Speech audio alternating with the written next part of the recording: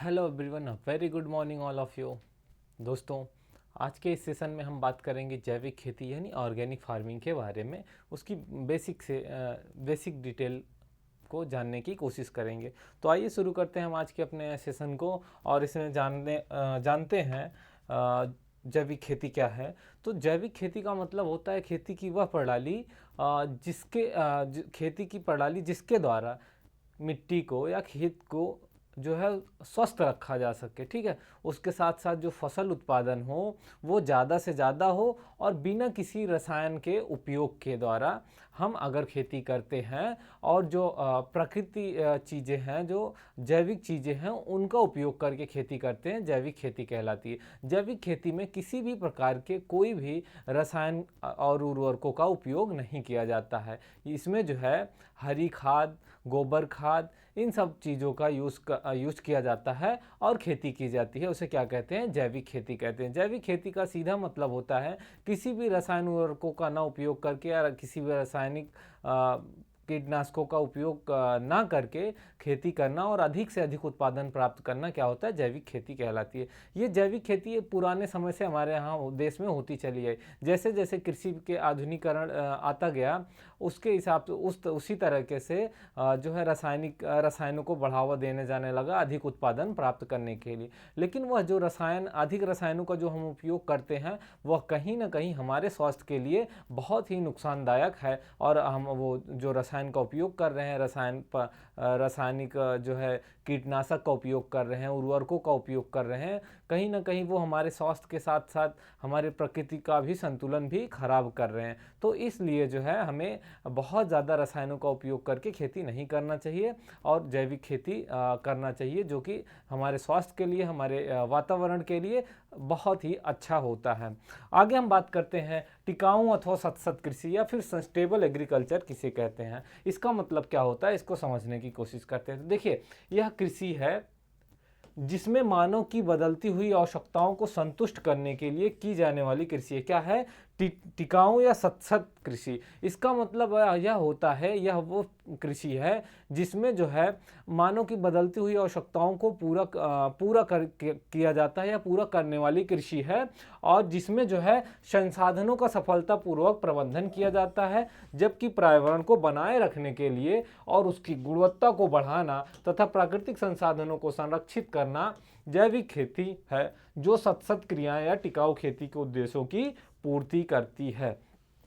तो यहाँ पे सीधा सा मतलब है मानव की जो बदलती आवश्यकताएं हैं उसको एक तरीके से प्रबंध करके जो है उसकी गुणवत्ता को बढ़ाना और प्राकृतिक संसाधनों को संरक्षित करना जैविक खेती है, जो सतत कृषि या टिकाऊ कृषि जो है उसके उद्देश्यों की सतत कृषि या टिकाऊ कृषि के द्वारा जो है इसके उद्देश्यों की, जैविक खेती के उद्देश्यों की पूर्ति की जा सकती है। आगे हम बात करते हैं जैविक खेती से संबंधित महत्वपूर्ण बिंदुओं के बारे में कुछ। तो जैविक खेती से संबंधित जो महत्वपूर्ण बिंदु हैं, सबसे पहले बात करें भारत में, तो भारत में 1940 के दशक में क्या था? ब्रिटिश वनस्पति शास्त्री वैज्ञानिक अल्बर्ट होवार्ड ने जैविक खेती के बारे में बताया। भारतवर्ष में अगर जैविक खेती के बारे में ये पूछा जाए कि सबसे पहले किसने बताया या किसने परिकल्पना की भारत में, तो वो थे 1940 के दशक में ब्रिटिश वनस्पति शास्त्री जो थे, शास्त्र के वैज्ञानिक थे, अल्बर्ट हॉवर्ड। ठीक है, अल्बर्ट हॉवर्ड जी ने जैविक कृषि के बारे में, जैविक खेती के बारे में बताया। अल्बर्ट हॉवर्ड को आधुनिक जैविक खेती का जो है पितामह भी कहा जाता है। देखिए, ये सवाल भी पूछा जा सकता है कभी कि या फिर आपके लिए जानना आवश्यक है कि जैविक खेती के पितामह किसे कहा जाता है। तो जैविक खेती के पितामह जो है अल्बर्ट हॉवर्ड को कहा जाता है, जो आधुनिक जैविक खेती के पितामह कहे जाते हैं। जैविक खेती शब्द जो है लॉर्ड नॉर्थबोर्न ने अपनी पुस्तक लुक टू द लैंड में किया था। किसमें किया था? लुक टू द लैंड में अपनी पुस्तक, उन्होंने एक पुस्तक लिखी थी, उस पुस्तक में जैविक खेती शब्द दिया था। उनकी पुस्तक का नाम था लुक टू द लैंड। ठीक है, और आगे देखते हैं 1962 में रिचल कंसर्ट द्वारा रचित साइलेंट स्प्रिंग, ठीक है, पुस्तक का प्रकाशन किया गया। जिसमें जो है रसायनों के दुष्प्रभाव के बारे में बताया गया सन 1962 में। कितने में? सन 1962 में रिचर्ड कर्सन के द्वारा यह बताया गया, उनके द्वारा यह बताया गया कि जो हम रसायन का उपयोग करते हैं, ठीक है, जो रसायनों का उपयोग करते हैं हम खेती में, इन्होंने बताया, रिचर्ड कर्सन ने बताया कि खेती के लिए हम जो भी रसायनों का उपयोग करते हैं उसके दुष्प्रभावों के बारे में उन्होंने अपनी पुस्तक में लिखा कि जो रसायनों का उपयोग करके हम खेती करते हैं उसके क्या क्या दुष्प्रभाव हैं, क्या क्या हानिकारक, मतलब क्या हानि होती है उनसे मानव शरीर या फिर जो प्राकृतिक का जो संतुलन है उस पर क्या प्रभाव पड़ता है, उस दुष्प्रभाव के बारे में इन्होंने 1962 में बताया। आगे बात करें तो भारत में जैविक उत्पादों का प्रमाणीकरण एपीडा, चाय बोर्ड, मसाला बोर्ड, नारियल विकास बोर्ड आदि द्वारा किया जाता है। क्या किया जाता है? जैविक उत्पाद जो है उनका प्रमाणीकरण। देखिए भारत में बात करें तो जो भी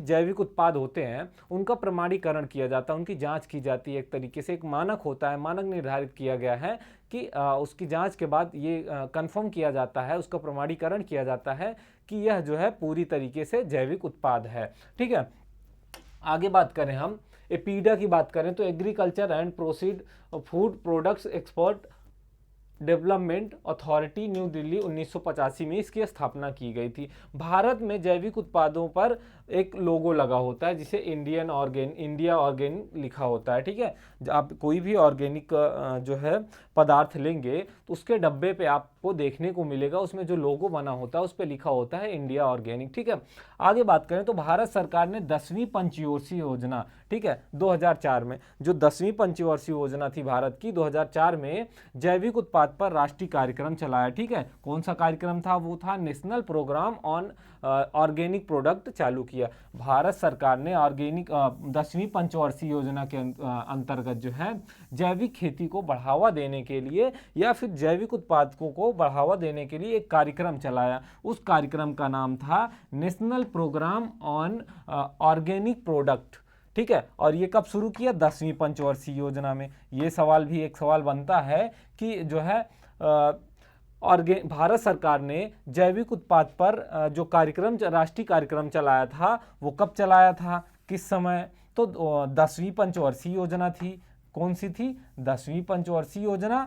और उसके बाद 10वीं पंचवर्षीय योजना थी, और अगर सन की बात करें तो सन था 2004। ठीक है, 2004 में भारत सरकार ने इसके बारे में एक कार्यक्रम चलाया ताकि किसान और उसके साथ साथ जो है ग्रामीण इलाके में जो ग्रामीण जनता रह रही है या फिर लोगों को इसके बारे में जागरूक बनाने के लिए ये कार्यक्रम चलाया गया कि जैविक होते हैं, जैविक उत्पाद जो होते हैं उनके क्या क्या फ़ायदे होते हैं और उनसे किस प्रकार से फ़ायदे होते हैं, और जो रसायनों का उपयोग करते हैं उस रसायनों के उपयोग के द्वारा हमारे वातावरण और हमारे शरीर पे कितना साइड इफेक्ट पड़ रहा है, इसके बारे में लोगों को जागरूक करने के लिए कार्यक्रम चलाया गया। आगे बात करें तो भारत के जैविक उत्पादकों में, अगर भारत में जैविक उत्पादकों की बात करें साथियों, तो भारत में जो जैविक उत्पादकों में मुख्यतः जो है बासमती चावल हो गया, दलहनी फसलें हो गई, शहद, चाय, मसाला, कॉफ़ी, तिलहन आदि है। ठीक है, अगर भारत के जैविक उत्पादकों की बात करें कि भारत के जैविक उत्पादक को मुख्यतः कौन कौन से हैं, तो सबसे पहले जो है देखते हैं हम यहाँ पे बासमती चावल है और दलहनी है। ठीक है, और उसके बाद शहद है, चाय है, मसाला है, कॉफ़ी है और तिलहन है। ये सब क्या है? भारत के जैविक उत्पाद हैं।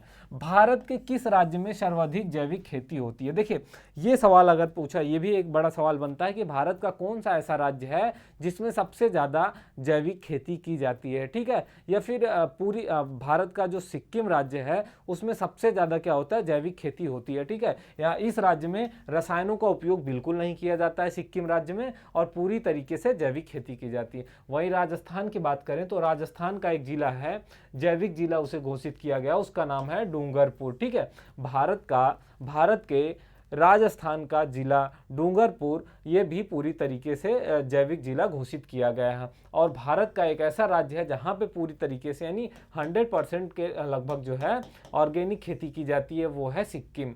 आगे बात करें रूपांतरण अवधि की, तो जैविक खेती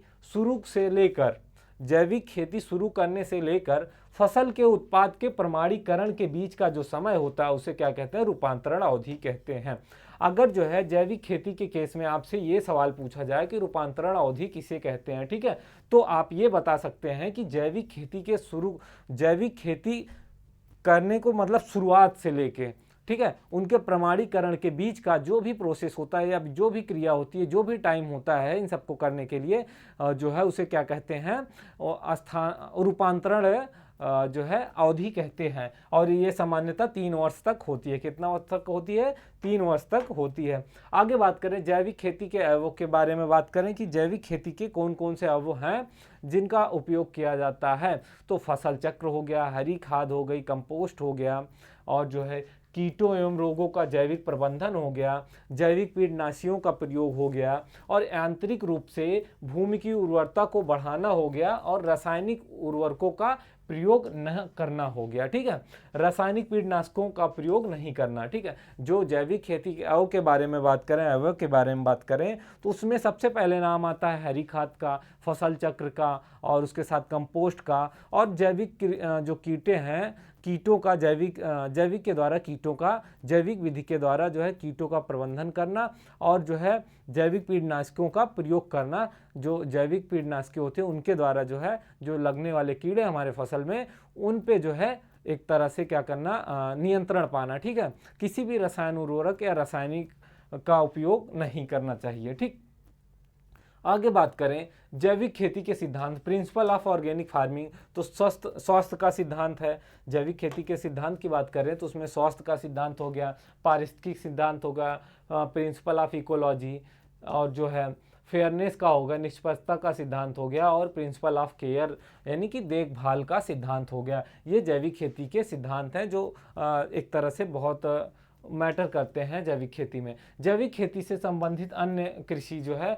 तो other related agriculture to organic farming की बात करें तो ऑर्गेनिक फार्मिंग से रिलेटेड जो फार्मिंग है, एक है बायोडायनेमिक या फिर जैव गतिकी कृषि कहते हैं इसे। ठीक है, इसके बारे में जो अवधारणा दी थी उन्होंने रूबोल्ट स्टेनर ने दी थी। ठीक, रूबोल्ट स्टेनर ने दी थी। इसमें जो है इसमें जो है खेत को एक जैविक इकाई माना गया। क्या किया गया? इसमें खेत को एक जैविक इकाई के रूप में माना गया, और मृदा को भी जीवित इकाई में माना गया। ठीक है, खेत को जैविक इकाई, मृदा को जीवित इकाई में इसकी उर्वरता बढ़ाई जाती है, तथा इसमें खेती के भोज्य पदार्थों को मानव कल्याण में मददगार होता है। इसमें क्या होता है कि मृदा की उर्वरता को बढ़ाते हैं, और जो उत्पाद प्राप्त होता है वो मानव कल्याण में मददगार होता है। ऋषि कृषि की बात करें तो यह वेदों पर आधारित होती है, एक प्रकार की प्राकृतिक खेती होती है।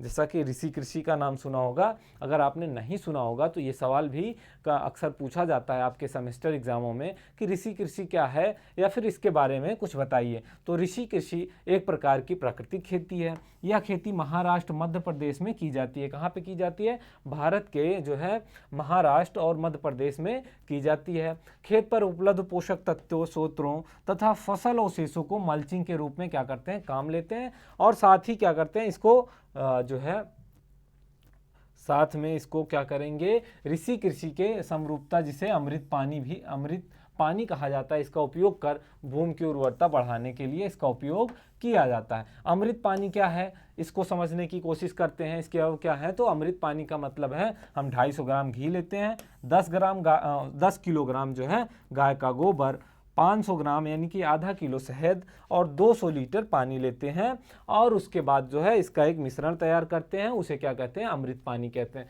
आगे बात करें पंचगव्य क्या है, पंचगव्य कृषि क्या है, तो गाय के 5 उत्पादों से जो है यह बनाया जाता है। वो कौन कौन से 5 उत्पाद हैं, तो गोबर हो गया, गौमूत्र हो गया, दूध हो गया, दही हो गया, और घी हो गया। इसका मिश्रण बनाया जाता है। यह मिश्रण जब तैयार किया जाता है उसे क्या कहा जाता है, पंचगव्य कहा जाता है। पंचगव्य में जो है सभी प्रकार के सूक्ष्म तत्व पाए जाते हैं। क्या होता है? सूक्ष्म तत्व पाए जाते हैं, पोषक तत्व पाए जाते हैं, जो हमारे पौधों के लिए, फसलों के लिए बहुत ही उपयोगी होते हैं। आगे बात करते हैं हम प्राकृतिक कृषि की। ठीक है, प्राकृतिक कृषि क्या है, तो इसमें जो है खेत पर उपलब्ध जैविक संसाधनों का दक्षता पूर्वक या फिर अच्छे तरीके से क्या करना होता है, उनका उपयोग करना होता है, तथा जीवन अमृत का उपयोग के द्वारा भूमि की उर्वरता को बढ़ाते हैं, जो मृदा में अधिक जैविक क्रिया को दर्शाता है। जीवामृत का उपयोग भूमि उपचार के लिए क्या करते हैं, 500 लीटर प्रति हेक्टेयर की दर से इसका उपयोग किया जाता है। और जीवामृत का उपयोग पर्णिम छिड़काव के रूप में भी किया जाता है खेतों में। बीजामृत का भी प्रयोग जो है बीजों को उपचारित करने के लिए किया जाता है। ठीक है, अगली क्लास में हम अच्छे से डिस्कस करेंगे आपके साथ जीवामृत क्या है, पंचामृत क्या है, पंचगव्य क्या है और इसका क्या प्रोसेस होता है, कैसे इसको बनाया जाता है और क्या क्या फायदे होते हैं। अभी फिलहाल यहाँ पे देखते हैं हवन खेती या होगा जिसे कहते हैं होमा फार्मिंग। तो इसकी उत्पत्ति वेदों से हुई है। ठीक है, प्राकृतिक कृषि में जो है प्राचीन समय में ये सब खेतियां की जाती थी अक्सर। हवन का अर्थ होता है पवित्र अग्नि में संस्कृत मंत्रों का जाप करना, जैसे कि हवन होता है, और फिर उसकी राख का प्रयोग जो है, जो हवन किए जाते हैं, हवन के राख का प्रयोग जो है वो खेती में किया जाता है, खेतों में डाला जाता है, जिसे क्या कहते हैं, होमा खेती कहते हैं। ठीक है, अग्निहोत्र पूजा के लिए आवश्यक सामग्री गाय की सूखी गोबर, घी एवं भूरा चावल आदि का उपयोग करके हवन किया जाता है और उससे जो है मंत्रों द्वारा, संस्कृत वेदों मंत्रों द्वारा हवन किया जाता है, उससे जो राख प्राप्त होती है उसका भी उपयोग हम खेतों में करते हैं और जो है उसमें खेतों के क्या बोलते हैं उसमें रासायनिक तत्वों को, जो पौधे के लिए पोषक तत्व होते हैं, उनकी पूर्ति के लिए किया जाता है। तो साथियों, आज की जो हमारी क्लास थी, हम अपनी क्लास को यहीं पे समाप्त करते हैं। हम मिलते हैं अगले सेशन में और इसके बारे में डिटेल जानकारी लेके। जय हिंद, जय भारत, धन्यवाद।